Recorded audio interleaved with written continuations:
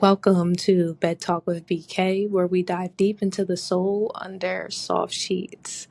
This is your space for intimate conversations on spirituality, self discovery, and life's mysteries. Join me as we explore the path to becoming your best self, one pillow talk at a time. It's time to reawaken the spirit.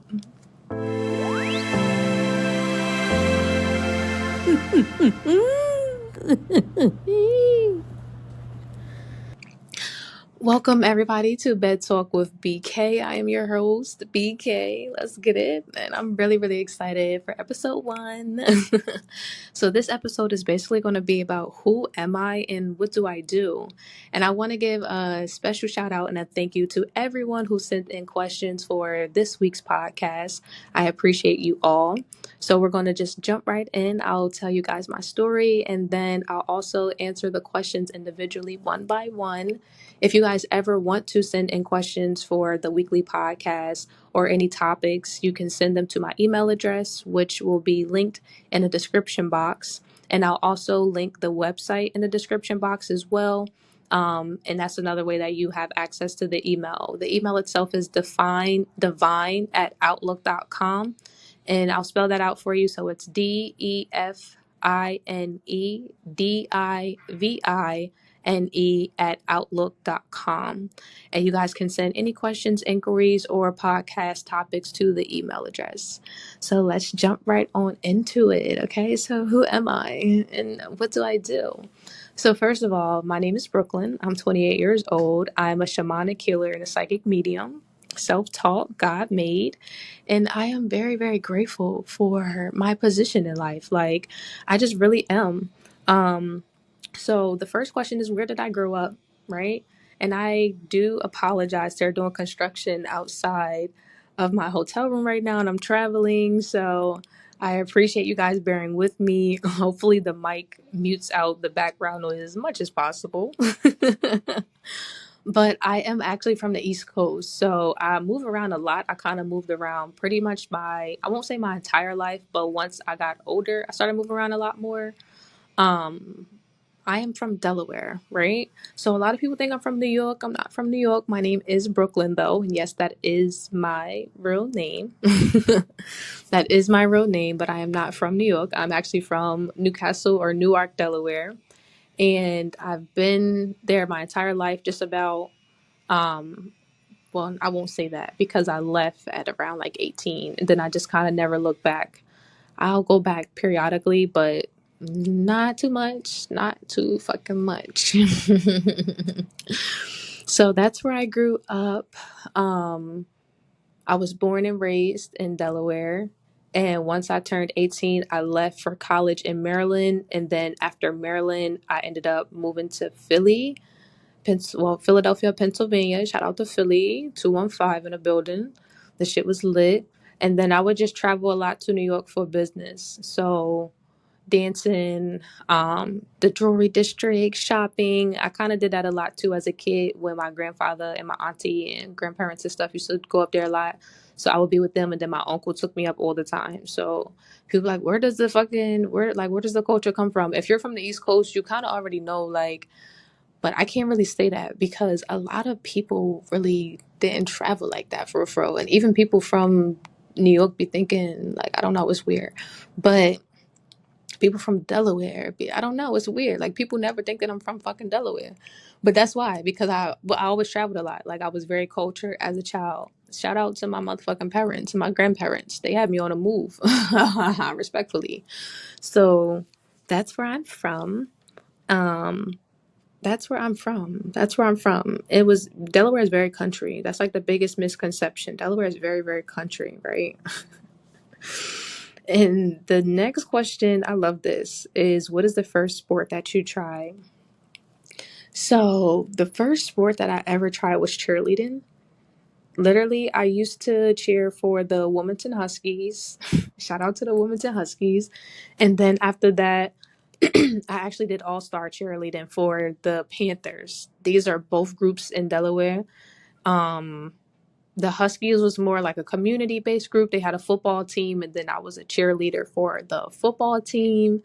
And then I did all-star cheerleading, which is like competition cheering and stuff like that. So we would travel places like Atlantic City, Virginia, places in Maryland. It was really fun to do that as a kid. It was expensive, so shout out to, again, my uncle for making that happen and my mom for making that happen. But competition cheerleading, especially for parents who have their children in competition cheering, child, you know that shit is expensive. Like, it's a nice, pretty little penny, but it's worth the experience. But that's the first sport that I've ever tried outside of like dance. I wouldn't really consider dance a sport. That's more of like a passion for me, and like a passion. Like I was just born to dance. Like that's how I feel. But an actual sport was cheerleading. So that was fun. At what age do you remember trying your first sport or club? So again, the cheerleading was my first sport. My first club, I'm trying to think. I was such a nerd in school, y'all. Like, I was such a nerd in school. I went to Catholic school for actually kindergarten and first grade. And then I forced my mom to put me in public school because I forced my mom to put me in public school because in private school we had to wear uniforms and I didn't like wearing uniforms. So I was like, I can't express myself. I look like everybody else. I need like Dare to Be Different. If Dare to Be Different was a person, bitch, that was me as a kid. So she ended up putting me in public school. I ended up going to McCullough Elementary, which was super dope. Um, we literally had like a planetarium in our school, which is like a little fun fact, which is really, really dope. We had a planetarium in our elementary school. So in elementary school, I'm trying to think, did I join any clubs?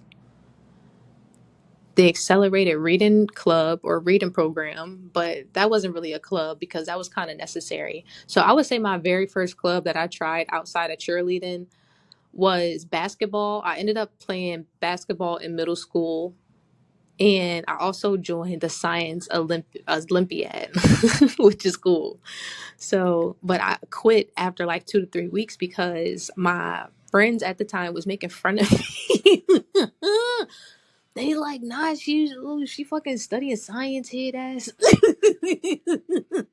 She's studying science head ass. Like this nigga is science Olympiad. Like fuck.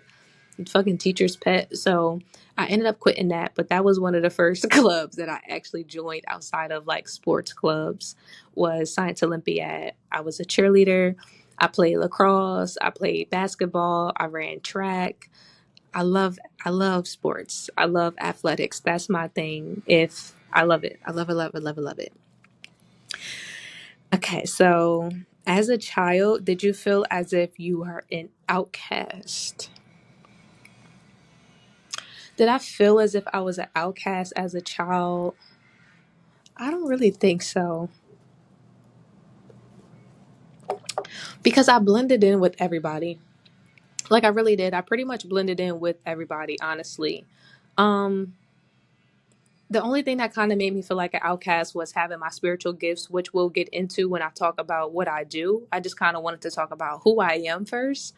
But with what I do, and I've always been this type of person. I've always been spiritually inclined. I feel like that's the only thing that kind of made me feel a little bit like an outcast because I would always know things before they happen, or I would always see people in a different light than everybody noticed them. But they will always turn out to be exactly who I said they were, if that makes sense. It's like people before could be blinded by certain things, and I just always seen beyond the veil. That's the only thing that kind of made me feel like an outcast when I was a child or younger. Do you feel as if you had enough support from your family? Yes and no. Ironically enough, as I get older, I would say my mother's side really took care of me in regards to like making sure I had clothes on my back, food in my mouth, and like a supportive like system. And then my dad's side gave me more of like the nurturing, the caring, the love, the like self admiration, like, make sure that you stay connected to God, make sure that you're always loving yourself, make sure that you stay on point this way and that way. Like they really taught me more life skills. I feel like my mother's side protected me more on a financial aspect, you know what I mean, taking care of things like that. making sure I didn't die and shit. And then my dad's side kind of poured life into me and taught me what life really was. And I feel like you need both as a child. And sometimes, especially when you're raised by a single mother, they don't really give you both because they try to protect you as much as possible. So I'm kind of grateful that I did have my dad's side for that, like my cousins and stuff that I'm close with, and my uncles, and then my dad when he was alive, may he rest in peace. But I really feel that way. And I think that's important to have both. Word. So, because it's one thing to be, and this is something that we don't talk about enough as a people. It's one thing to be supported, confirmation. It's one thing to be supported financially. Like, oh, I put clothes on your back. Oh, I fed you. Like, duh, bitch. Like, that you would do the same thing for a puppy, or that motherfucker gonna pass away. You feel me? Like, you're supposed to do those things. Like, you're obligated to those things, honestly, especially when you have children, or you really shouldn't be having children. But I feel like they kind of neglect the life skills, you know what I mean, the emotional skills, the nurturing, the caring, the direction, honestly, the guidance. So I think we need both. I know that we need both, and I feel like it's not talked about enough. So I can't wait to talk about that more on another podcast episode. Like, I really cannot wait to talk about that more in another podcast episode. Um, so that's pretty much, I'm going to leave it very vague. I don't know why I wanted to keep it so vague, but those are the only questions that people sent in regards to like who I am. But I also just kind of want to touch base on being both. Like, I am someone who's nurturing, who's caring, but you also have to be disciplined. You also have to be structured. You also have to go after things, diligently. So I think it's important to have both. Now we're going to tap more into what do I do and the questions kind of associated with that. And I love this. So describe your very first feeling you felt that you made. Oh no, that made you realize you were spiritually gifted. That's what it is. Describe your very first feeling you felt that made you realize you were spiritually gifted. And I will never forget this. I always, always, always, always remember this whenever this comes to my mind is when I was a child. They used to call me Tutor Butt when I was a kid because of how I used to like sleep. So I would have my head down and like my butt like up in the air, and I would see portals like as I was drifting off to sleep. Like I would see portals and stuff like that. And if you need a visual representation, just think of Sonic. Like, you know how Sonic has the coins and then they have the portals and stuff that you can jump through. So with something like that, or another one is Dragon Tails when they used to hold on to the rocks, aka crystals, and it would teleport them over to Dragonland. So I remember seeing that a lot as a kid, and I've always been drawn to stars. So you know how we would have the little machines where you can have the stars and the lights and stuff. I always had those, and that helped me fall asleep. And then me drifting off to sleep, I would see those portals, and that's how I really knew that I was spiritually gifted. Where that's how I knew that I was spiritually gifted. What is your favorite spiritual gift you have? My favorite spiritual gift that I have, and I don't even know if I should say this, but I can read minds. Like, I can read minds, and sometimes it's the craziest thing. I don't do it all the time, but I can do it, and it's so cool. It is so cool. It's so cool. And honestly, when I really realized that I can do it, I was sitting in my apartment in North Philly with my old homegirl. Her name was Donnie, and we just got super fried this one night. And she was sitting across from me, like we were just sitting in a chair. And when I tell you, we were sitting there so stoned for like 45 minutes, and we didn't say anything to each other. Like we were just reading each other minds. Like it was like we were speaking, but telepathically. It was really cool. But that's when I really knew that I could like read minds. And I was like, what the fuck? Like it was kind of freaky, but I loved it. So that's one of my favorite gifts. And then I was like, nah, this shit is lit. Like I really got to lock in. So that's what I did. I locked in, and I kind of developed that gift even more once I realized that I had it. Um, what's one word you would use to describe how it feels being able to channel into the spirit realm? I feel honored. If I could use any word to describe it, I would say honored. I completely feel honored. Literally, I completely feel honored. And the reason that I say that is because you don't trust everybody with your secrets, right? So just imagine not only people in the 3D trusting you with information and secrets, but people who've passed on, the people who've lived before us and before us. And just think about all the trauma, all the turmoil, everything that they've been through, but they trust me enough to give me and release information to me. So I feel honored when I channel into the spiritual realm. It's such a blessing. And sometimes I take it for granted because I never realize that it's really not something that everybody can do. And I forget that sometimes. I really do. I'm thinking like, oh, well, you should see this or you should know this. And it's like, no, like God didn't equip everybody with this. And that's okay. But yeah, I feel honored. And what is your favorite food? My favorite food is Italian and Mexican. Italian and Mexican. I don't want to go into my favorite dishes because we'll be here all day, but give me anything Italian, anything Mexican, and I'm eating it. I don't give a fuck. I don't give a fuck. Just give me some Mexican, Italiano, and I'm going to eat it. Literally. Literally. So I'm going to answer this last question, and then I'm going to hop into what do I do, right?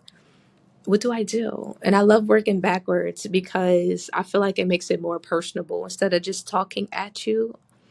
You know what I mean? It's like, get to know me first. Get to know me first because people always want to be in your business first, child, before they question your credentials. So the final question is, it kind of hits close to home, and I really like this. So it is, when you are born with spiritual gifts and you don't know how to handle them, so people turn you to medicine to suppress them because you're called crazy for the things that you see. How do you handle it? Um, and I'm very grateful because, as I stated before, I've always been spiritually inclined. I've always been spiritually gifted. And I know that I was a lot more advanced than a lot of people around me, even my parents, and they didn't understand it. And I feel like people fear what they don't understand. So my grandmother used to tell me, the grandmother on my mom's side, like my mom's mom and my mom used to call me crazy all the time. And my sister, it's like, oh, she's crazy, she's schizophrenic, just like, her grandmother, da da da da, stuff like that.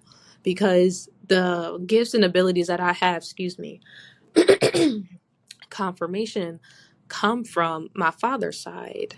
Yes, they come from my father's lineage, not my mother's, but my father's lineage. Although my mother's lineage is also spiritually inclined, they're not as high ranking as my father's.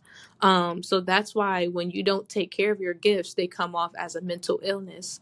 And one thing about it, thank God I've never been on medications, because when you do put that type of thing into your body, or those type of things into your bodies, it causes a chemical imbalance. So with a chemical imbalance, that's where the mental disturbances come in at. I won't call them health issues. I will call them mental disturbances, because your mental is disturbed. That's all that it is. It's disturbed. It's being disrupted. So once you undisrupt your mental, you'll be fine. You'll be balanced, and you'll be able to channel accordingly, to where God sees fit. Because I feel like when people have these gifts, it's not a mistake, it's not a coincidence. It's not, oh, this happened by default. God chose you for a reason. That's why it's called the chosen. Many are called, but few are chosen. You know what I mean? So I would say to pour into yourself. Now, I kind of sat with myself with this question because it was something that was really dear to me, honestly. And I had to think about how I grew up. So like I said, on one end, I was being attacked, confirmation, because my throat is closing up. It's like they don't want me to speak this information. It's like they didn't want me to speak this information. But my mother's side would be like, oh, she needs medication. Oh, she's crazy. Oh, whatever the case may be. But then I would have my father, who was incarcerated at the time, would still pour life into me. He would write me letters, tell me how beautiful I am, tell me how smart I am, tell me how educated I am. He would send me books from prison. He would make sure that my uncle poured into me. So my uncle always poured into me, and my grandmother, and, you know, my cousins and stuff from my dad's side, like two of them. I love them very much, Isis and Serena, when I was a child. And those type of things are important because on one end, you have somebody that's telling you like, oh, you're crazy, you're da da da da da, you're this and that. And then on the other side, it's like, no, like you're gifted, like you're beautiful, like you're smart, you're untouchable. And that kind of outweighed the negativity. So because of that, I never really felt like it was something wrong with me. I kind of started to feel like it was something wrong with them. Confirmation. Even as a kid, I'm like, nah, there's something wrong with y'all. You know what I mean? Something isn't right. Something doesn't feel right. Something doesn't seem right. And even though I'm trying to tell you, they don't want y'all hearing this information because the construction was off this entire podcast until I started talking about this, and then it started going off. But no weapon formed against me or my collective shall prosper. The message shall be out, and the truth shall be revealed. And the first shall be last, and the last shall be first. And that's a fact. And everything that was taken away from us shall be given back to us. And that's a fact. It's written in stone, and it's written in blood. And that's why they try so hard to taint our blood with these medications and trying to suppress our gifts. Right now, I would be considered a bipolar schizophrenic with multiple personality disorders because I know who I am. I can switch it up in any setting. I hear voices all day, and I have mood swings because I'm an empath. I pick up on other people's energy. On paper, I would be considered crazy. That's why I offer spiritual mentorship. That's why I offer spiritual development. Because the things that you go and tell to your therapist, they don't even comprehend, and they're actually dealing with it themselves. They don't know how to combat or get through that. That's why you have to reach out to a spiritualist like me, who's been through those type of things, and not only diagnose and understand what you're going through, but help you to work through those things and also develop them as well. So with that being said, let me hop into what I do. I'm gonna try to keep it cutesy, very cute, very demure. Show some decorum out this bitch, but that's what I do. I'm like I don't even know how to explain me. I'm like a fairy that God just put down here on this earth. I'm a shamanic healer. And basically what a shamanic healer does, it heals you from the inside out. It heals your timelines. And if you don't know what timelines are, it's basically every time that you come here, you're reincarnated. And it's like every experience, every thought that you've had, everything is already embedded, encoded in your DNA. And it's carried on through your mother's womb and through your father's seed. And it creates a combination here that we've maneuvered through. And I help to heal those traumatic experiences that we've been through. I help to heal those timelines. I help to remove those blockages. That's where the candle work comes in. I love what I do because a lot of people, what I'm doing is really changing the trajectory of spirituality. Now, I won't sit here and say that a lot of people do not abuse divination and abuse their powers, because there are a lot of men and women who both abuse their spiritual powers and people. I don't got time for that. Nor do I care about doing that. God has called me to do something so great and so grand, even I didn't know if I was capable of doing this shit. But when I get up every day and I have my clientele and I work through what I'm working through myself and able to share my expertise to get other people through, is one of the most beautiful and liberating things that I could have ever imagined in my life. Is it easy? Hell nah. Hell nah, it's not easy. But is it enjoyable? Absolutely. It's something that I absolutely love. So I offer spiritual mentorship. Spiritual mentorship is basically off the books therapy. Whatever's going on in your life and how we gonna fix it. BK, I'm hearing voices in my head. I hope I ain't going crazy. BK, I'm starting to see shadows and shit out the corner of my eyes. I hope I'm not going crazy. BK, what? He acting crazy. I can hear this. They acting funny. Am I tripping? Nah, you're not tripping, lovey. You're seeing beyond the veil, and I can help you with that. I'm the expert with seeing beyond the veil. I'm literally like a spiritual Bluetooth. I really fucks with what I do in real life. You are not crazy. It is nothing wrong with you. You're just undeveloped. People in this world are trying to suppress what you have going on, not trying to help you or heal you. That's where I come in at. That's why it takes a certain level of expertise, and God is only going to call the right people my way when it is time. You have to be ready for this type of work because it's not for everybody. Everybody doesn't want to see beyond the veil. That's why everybody don't look over it or beyond it. People try to stay under it. But with the spiritual development, if you're one of those people like myself, you're a freedom thinker, you know you have these gifts and you're like, I don't know what the fuck to do. I'm seeing shit. I'm seeing these dreams. I don't know what to make of it.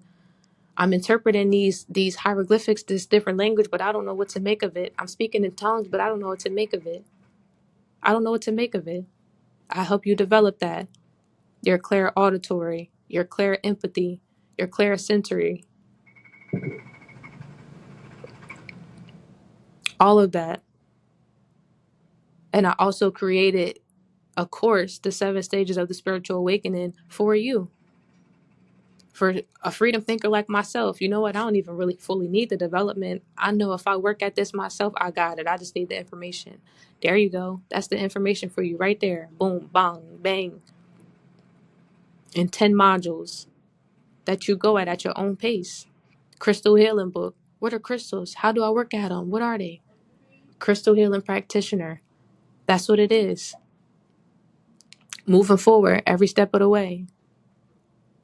Literally. So you have to have every single confirmation on that. Every single divination tool that people put out for you is for a certain reason. You have to take advantage of them, but also use discernment when utilizing these different tools and utilizing your discernment when working with certain people. I use my discernment when I'm working with certain clients. I don't even take certain clients, and I have that right. I can refuse service at any time. If your energy doesn't mix with mine and my energy doesn't mix with yours, that's okay. We're not supposed to mix. Not supposed to mingle. It's not supposed to be a match. There's somebody else for you the way that there's somebody else for me. So I need y'all to understand that. But at the end of the day, the person that has to be for you is you. You have to be for you.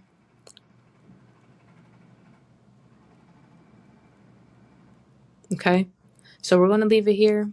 Thank you all for joining in on the first episode of Bedtalk with VK. This was lit. This was fun. I really enjoyed myself. And I look forward to reawakening your spirit one pillow talk at a time. You all have a blessed rest of your evening.